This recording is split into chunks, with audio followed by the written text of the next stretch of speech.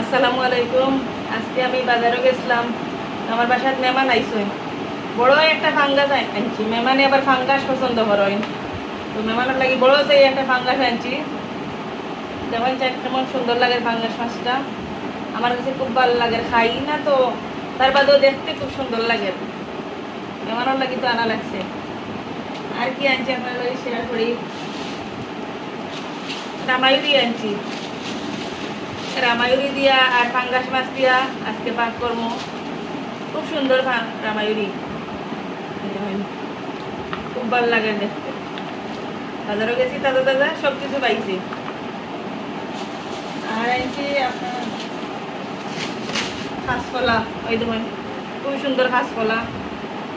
কাঁচকলা দিয়া আর বোম্বাই মরিচ দিয়ে খাইতাম, এই বোম্বাই মরিচও আনছি।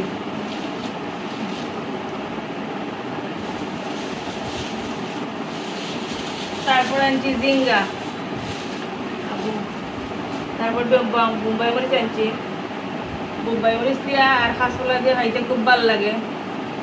আর কি গেরাম,